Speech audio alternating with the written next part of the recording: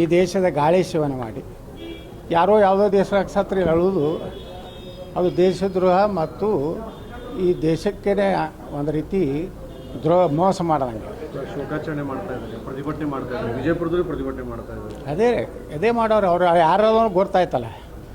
ಇವರು RSS ಒಂದು ಪಥಸಂಚಲನ ಮಾಡಬೇಕಾದ್ರೆ ನಮ್ಮ ಕರ್ನಾಟಕದಲ್ಲಿ ರಿಜಿಸ್ಟ್ರೇಷನ್ ಆಗಿದೆ ಅನ್ನೋದು ಕೇಳ್ತಾರೆ ಪ್ರಿಯಾಂಕಾ ಖರ್ಗೆ.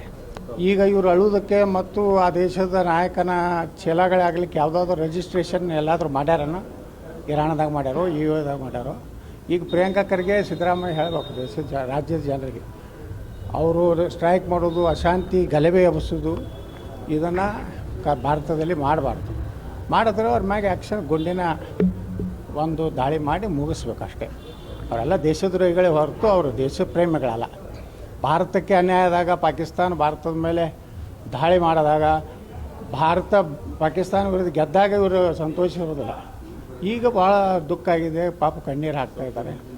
ಆದಷ್ಟು ಕಣ್ಣೀರು ಹಾಕೋತ ಆತ್ಮಹತ್ಯೆ ಮಾಡ್ಕೊಂಡು ಒಳ್ಳೆಯದು, ಅವರು ಸಹ ಸ್ವರ್ಗ ಸೇರ್ಬೋದು. ನೋಡಿ ಸಹಜ ಕನ್ನಡಿಗ ಇಡೀ ಜಗತ್ತು ತುಂಬ ಅದಾರ. ಇವತ್ತು ಅಕಸ್ಮಾತ್ವಾಗಿ ಈ ಒಂದು ಯುದ್ಧ ಪ್ರಾರಂಭ ಆಗಿದೆ. ಎಷ್ಟೋ ಜನ ಪ್ರವಾಸಿಗರಿದ್ದಾರೆ, ಎಷ್ಟೋ ಜನ ಅಲ್ಲಿ ತಮ್ಮ ಒಂದು ಏನು ಜೀವನವನ್ನು ನಡೆಸಲಿಕ್ಕೆ ಹೋಗ್ಯಾರೆ.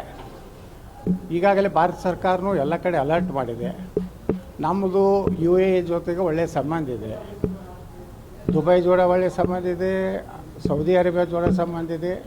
ನಮ್ಮ ಪ್ರಧಾನಮಂತ್ರಿಗಳ ಮೇಲೆ ಭಾಳಷ್ಟು ಅಭಿದಾಭಿ ಪ್ರಧಾನಮಂತ್ರಿ ಅವರು ಸಹ ಎಲ್ಲರೂ ಒಳ್ಳೆಯ ಸಂಬಂಧ ಇರೋದ್ರಿಂದ ನಮ್ಮ ಭಾರತೀಯರಿಗೆ ಇಡೀ ಜಗತ್ತಿನಲ್ಲಿ ಎಲ್ಲೂ ಏನೂ ಆಗೋದಿಲ್ಲ. ಯಾಕಂದ್ರೆ ಉಕ್ರೇನ್ದಲ್ಲಿ ಯುದ್ಧ ಆದಾಗ ಪಾಕಿಸ್ತಾನದವ್ರ ಸಹಿತ ಭಾರತ ಧ್ವಜ ಇಟ್ಕೊಂಡು ಓಡಿ ಬಂದರು. ಅಂದ್ರೆ ಭಾರತ ಜಗತ್ತಿನಾಗೇ ಎಲ್ಲರ ಪ್ರೀತಿಯನ್ನು ಪ್ರಧಾನಮಂತ್ರಿ ನರೇಂದ್ರ ಮೋದಿಯವರು ಗಳಿಸ್ಯಾರ. ಇಸ್ರೇಲ್ ಜೋಡನೂ ದೋಸ್ತಿ ಐತಿ, ಸೌದಿ ಅರೇಬಿಯಾನೂ ದುಬೈ ಜೋಡನೂ ದೋಸ್ತಿ ಐತಿ, ಅಫ್ಘಾನಿಸ್ತಾನ ಜೋಡನೂ ದೋಸ್ತಿ ಐತಿ. ನಾವು ಯಾರು ಜೋಡ ಯುದ್ಧ ಮಾಡ್ಲಕತ್ತಿಲ್ಲ. ಅಫ್ಘಾನಿಸ್ತಾನದವ್ರು ಇವ್ರನ್ನ ಹೊಡ್ಲಕತ್ತಾರೆ, ಇವ್ರು ಅವ್ರಿಗೆ ಹೊಡ್ಲಕತ್ತಾರೆ. ನಮ್ಮದೇನು ಪಾತ್ರ ಅದರಾಗಿಲ್ಲ. ಭಾರತ ಈಗಾದರೂ ಬುದ್ಧಿ ಇದ್ದರೆ, ಮನುಷ್ಯತ್ವ ಇದ್ದರೆ, ಭಾರತದಲ್ಲಿರೋರು ಈ ದೇಶದ ಅನ್ನ ತಿತ್ತಿದ್ರೆ ಜೈ ಭಾರತ್ ಅನ್ಬೇಕು.